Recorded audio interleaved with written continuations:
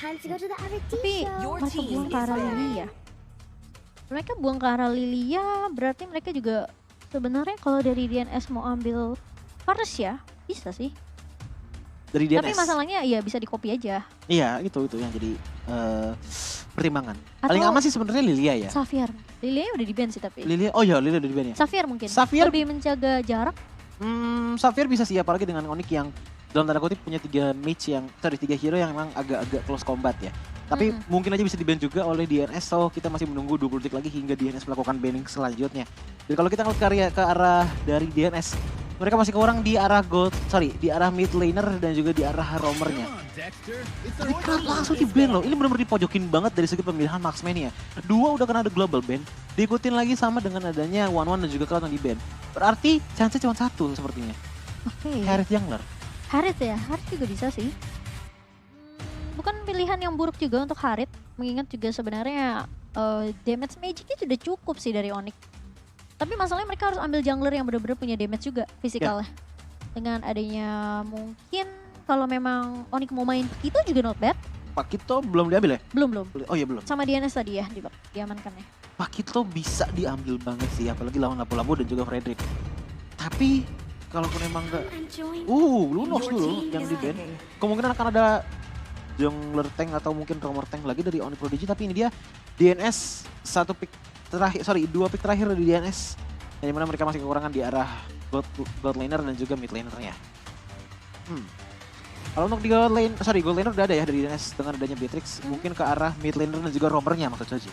Oke. Roamer kalau udah ngeliat ada Kadita, Valentina sama Grok, mending ngambil roamer defense sih. Seperti contohnya tadi seperti Cimo bilang, ngambil ke arah yang tebel-tebel inisiator itu bakalan enak banget. Seperti contohnya Franco ataupun Kufra. DNS akan mengambil ke arah Matilda. Oke, jemput-jemputan bisa dilakukan dari DNS. Tapi mid lanernya ya, mid laner iya sih, aku ngeliatnya paling cocok Xavier. Xavier gak sih?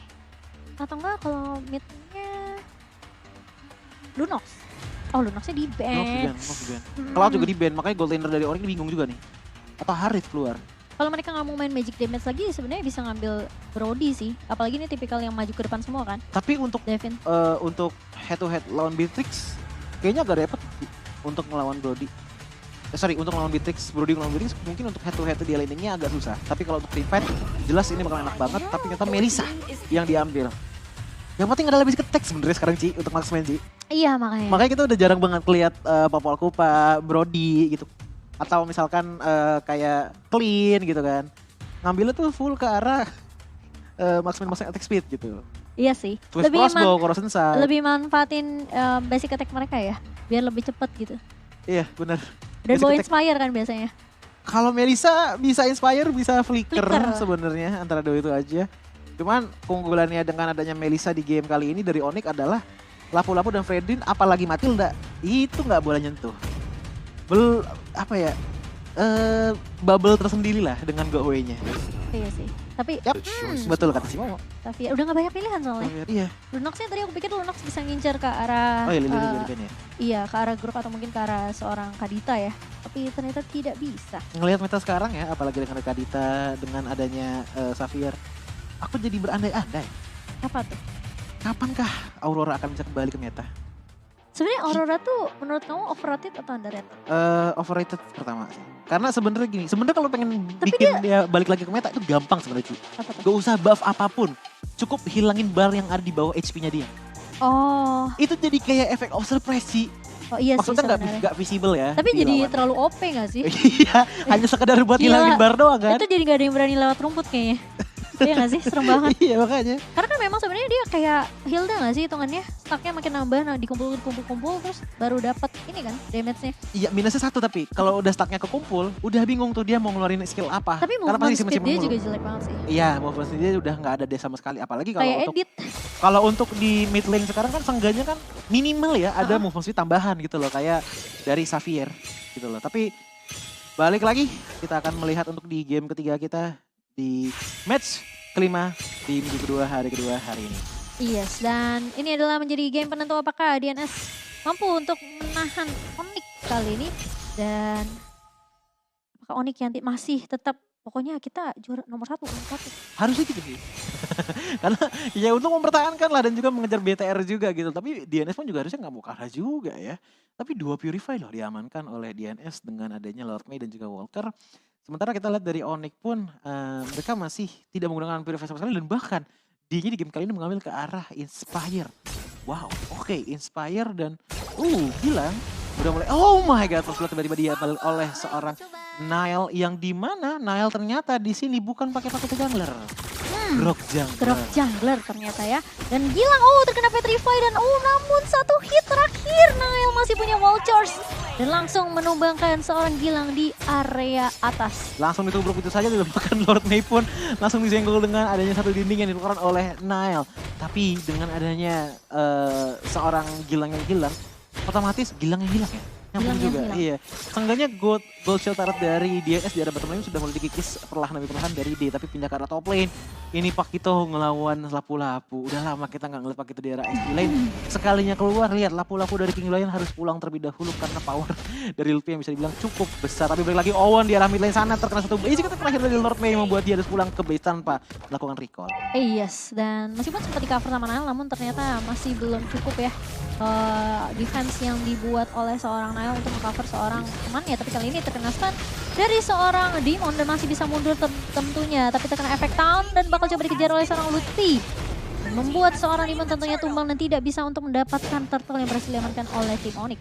Ini ada kesempatan untuk Onyx bisa dominasi lagi sih, bahkan lihat aja di area bottom lane ya. Dari D-nya itu selalu di pressure dengan ada Matilda dan juga Beatrix, tapi somehow dia selalu survive. Tapi giliran ada Kadita yang masuk ke dalam Gilang, ke dalam turretnya Gilang, itu minim sekali chance untuk survive. Kayak tadi di arah first blood pertama tadi. Dengan adanya Gilang yang hilang, langsung D-nya mendapatkan gold yang lumayan banyak. Dan bahkan Owen di game kali ini bermain layaknya Hilda. Walaupun dari durability-nya nggak terlalu besar banget, tapi dia selalu mencoba maju depan sana dan membuat sedikit space bagi teman-temannya. Tapi pindah ke arah, balik lagi purple buff. Ada satu rock wave yang bisa dilancarkan dan bahkan Diamond tidak bisa survive dengan adanya satu basic attack terakhir dari Yura yang membuat dia pulang dengan cepat. Dan ini akan menjadi salah satu modal tambahan lagi untuk Onyx Prodigy, mengingat bahwa Nile sejauh mata memandang masih belum tumbang sama sekali. Oke, dan sementara Lutfi kali ini bakal coba ditahan, dikejar dengan reverse fighter dari seorang King Brian. Namun Lutfi masih memiliki skill tambahan dan bahkan masih bisa meregen HP-nya kembali dan recall. Dilakukan oleh seorang Lutfi mengingat dia tidak mau untuk terlalu overcommit 1v1 situation dengan seorang King Brian. Oke, balik lagi Diamond harus meningkatkan si permainannya. Dia udah 021, ini udah kayak nomor telepon Jakarta di depan ya. Dari segi KDA-nya. Kalau misalkan dia nggak bisa mengumpulkan level lebih tinggi daripada ini berbahaya banget. Karena udah beda 2 level loh. Ditambah lagi dengan udah menggunakan Demon Slayer, otomatis chance untuk mengambil ke arah Tartala ini bakal lebih besar di tangan Onyx. Dan bahkan 5 menit pertama aja, perbedaan nomor udah di angka 2500. King Brian juga tidak bisa melakukan apapun dengan Pakito yang udah di buff. Iya, Pakito yang udah di buff, yang udah mulai balik lagi ke arah meta. Kali ini King Brian meskipun dengan Breath Fighter-nya sempat nahan ya, tapi tetap aja. Pakito menurut aku masih memiliki keunggulan sendiri sih untuk dari segi offensive-nya ya. Apalagi dia punya knockout strike kan. Jadi masih bisa untuk menahan pemain-pemain dari DNS sendiri. Iya, dan balik lagi untuk daerah mid lane. Rekan dari Yura langsung saya menghilangkan banyaknya minion untuk mendapatkan levelnya juga. Tapi Diamond, lihat bahkan dari segi Owen-nya pun damage-nya gak terlalu berasa. Diamond masih bisa menahan damage tersebut, tapi Yura langsung melakukan flicker mencoba untuk memberikan diri terlebih dahulu. Tapi sayangnya satu render apati berhasil menumbangkan seorang Yura dengan one shot. Oke, dan kali ini Gilang bakal coba untuk bermain lebih berhati-hati, sementara dari turtle yang sudah mulai dipok, Nile berhasil mendapatkan satu buah turtle meskipun dengan wall charge ya tadi.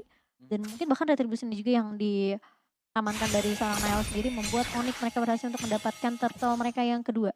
Dan D masih dengan situasi yang sama, 1v1 dengan Gilang. Onyx itu sebenarnya lagi dominasi, tapi mereka nggak mau terlalu mengatakan bahwa ya? kita tuh lagi mendominasi. Kelihatan dari segi laningnya, King Brian juga nggak bisa terlalu banyak gerak.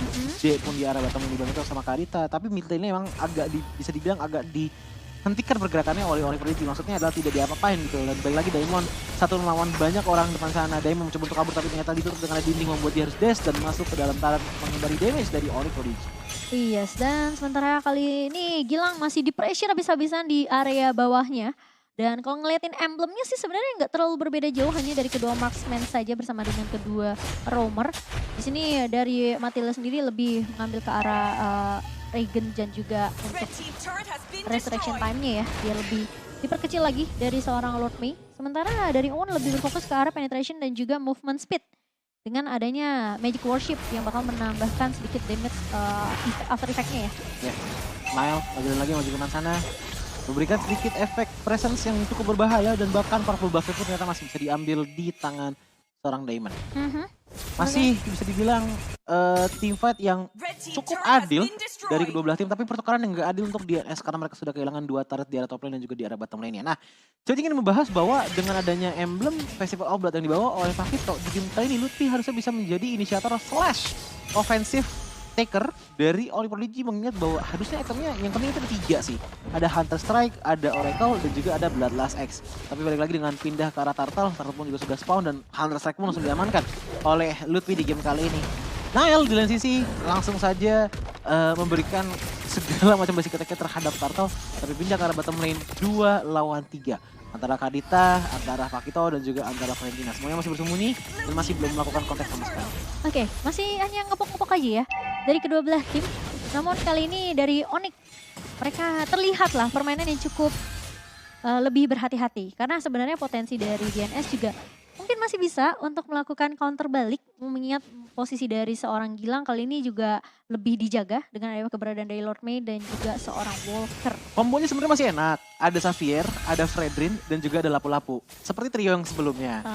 Tapi problemnya adalah dari tadi masih belum terkumpul banget nih. Dari segi team fight-nya. Belum ganking ya? Bener-bener belum nyatu banget nih. Tapi lihat Lord Mei sudah melakukan sedikit inisiasi. Ternyata tiba-tiba diseruduk dengan satu bebatuan yang sangat besar di arah mid lane sana. Tapi ternyata itu hanya distraksi saja karena lihat dari segi purple buff sudah mulai diambil oleh Nile. Dan ini bisa dibilang mengkeroskan di arah side-nya ya. Di arah bottom, di arah top lane semuanya udah dirontokin. Tapi di arah mid lane ini masih dijaga dengan ketat oleh DNS. Oke, dan dengan adanya satu buah downing light hanya untuk melakukan open map saja. Sementara Owen tiba-tiba muncul ke area backline ya.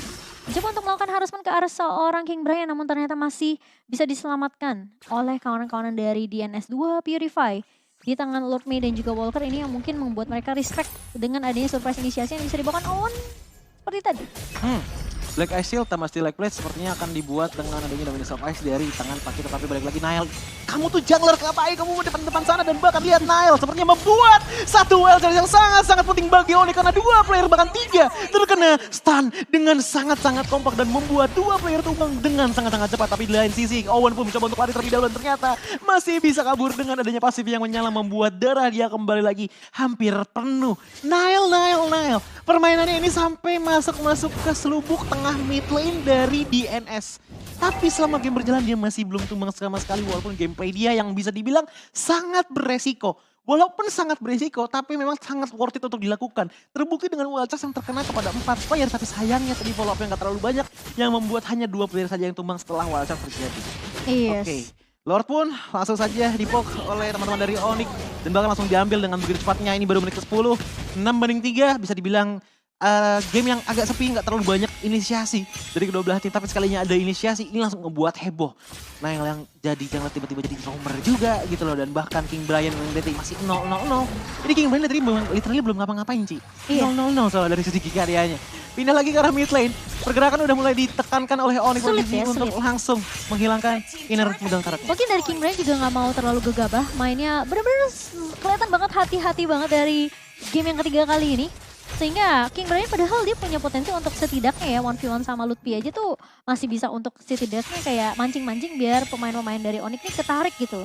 Dan nanti DNS yang mungkin akan nge-counter balik, tapi dengan Lord yang udah mulai berjalan ke area atas kali ini, main-main dari DNS mereka harus melakukan play dengan begitu cepat, tapi ternyata Lord Mei dengan ngebuka satu buah inisiasi ke area depan tadi ternyata bakal coba ditahan. Karena posisinya Lord Mei masih punya sebuah Circle Eagle, dan kali ini udah mulai berpindah ke area midnya di mana King Brian mencoba untuk membuka satu buah Bracer Fighter, namun ternyata satu buah sniper dari Gilang nggak bisa untuk merontokkan Owen kali ini, dan bahkan dari Nile yang berhasil untuk menjadi garda depan dari Onyx sehingga turret base-nya pecah terlebih dahulu dari DNS. Gak usah ngomongin turret dulu sih. Karena kalau kita lihat turret ke Onyx, ini masih komplit dan bahkan Iya gak loh. sama sekali. Dan bahkan udah mulai ada sedikit Brave Fighter dikeluarkan oleh King Brian. Menuju ke depan sana dan bahkan akhirnya ada satu assist dilakukan oleh King Brian di depan sana. Tapi terlalu maju ke depan sana membuat dua player langsung menutup pergerakan King Brian. Dengan ada D dan juga Nailab di lain sisi di balik sana. Pakito berusaha sekuat mungkin untuk mendapatkan Diamond. Dan juga 3 player belakang sana. Tapi pada akhirnya Diamond pun tidak bisa menumbangkan ke arah Luffy. Justru yang tumbang adalah King Brian. Tapi Lord May tersangkut di depan sana. Satu pukulan dari satu Muddles yang terkonek ke badannya membuat dia tumbang. 2 player tumbang untuk di menit ke-12 kali ini. 8-4. Ini bisa dibilang per menit 1 kill sih. Tadi aku baru bilang ya, King Brian mungkin bisa dapetin inisiasi kayak gitu. Brave Fighter dia loncat ke depan, teman-temannya follow up. Tapi masalahnya ketika mereka udah dapetin Yura, gak ada yang mundur. Maksudnya mereka serentak kayak aku merasa kayak DNS nih komunikasinya agak sedikit mungkin gak masuk kali ya. Karena King Brian maju sendirian setelah dia buka Gak satu Brave Fighter. visi misi kayaknya. Dan sehingga ngebuat ya King Brian-nya kepisah. Ya udah, meskipun kayak Owen tadi sempet juga hampir ke pick off, tapi masalahnya memang dia hanya memberikan sedikit poke damage aja ke arah DNS. Sebenarnya niatnya bagus. Dia pengen coba untuk haras ke arah Nile-nya. Cuman dengan offset seperti itu ya otomatis dia juga susah untuk pulangnya. Tapi balik lagi, 8 kill banding 4. Kalau ditambah jadi 12 di 12 menit. Berarti 1 kill 1 menit. Berarti kita akan melihat kill selanjutnya di menit 13. Oh. Gimana? Kan Ke arah Lord mungkin. teorinya seperti itu. Ke arah Lord mungkin. Iya, Lordnya juga sudah mulai muncul dan ini adalah Lord yang sudah enhance. Apakah akan bisa diambil atau enggak? Tapi satu hal yang Choji ingin katakan adalah Walker sejauh ini bermain dengan sangat-sangat indah. Kenapa Choji bilang indah?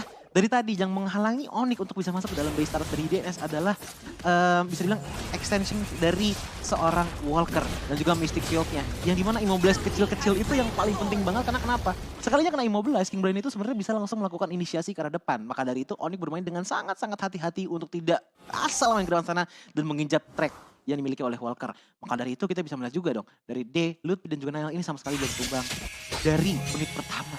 Dan D pun dari tadi bermain dengan sangat-sangat aman karena yang diandalkan selalu Muddles-nya sih. Iya, karena memang potensi dari D juga nggak mudah untuk digapai ya. Mau nggak mau dia harus benar-benar disamperinnya kalau nggak sama flicker dari King Brian atau enggak ya dari Gilang sendiri dengan adanya mungkin ini Beerus Passion. Tapi kali ini dengan keberadaan dari Lord lagi yang mencoba untuk masuk ke area base dari DNS, apakah pemain-pemain dari Onyx mereka setidaknya bisa menculik satu dulu buat timbang tim fight-nya. Tapi sepertinya dari DNS mereka paham banget mereka harus benar-benar melakukan defensif dengan sangat amat kuat karena turret base sudah mulai gundul kali ini dan bahkan pemain-pemain dari Onyx sudah mulai masuk. Satu ball charge, gak connect ke arah siapapun dari Nile sendiri. Sementara Gilang bakal coba untuk melakukan sedikit pertempuran di area atasnya. Dan King Brian coba untuk menjadi garda depan dari DNS namun ternyata tumbang di tangan seorang Lutfi. Lord memang berhasil untuk ditumbangkan namun ternyata Super Minion kembali masuk ke area base-nya. Double kill diamankan Lutfi dan bahkan pemain-pemain dari Onyx mereka bakal berfokus pada base-nya. Dan 2-1 diamankan oleh Onyx Prodigy dan DNS ternyata masih belum bisa menjadi counter dari tim yang benar-benar kuat banget di grup A. Counter game, iya.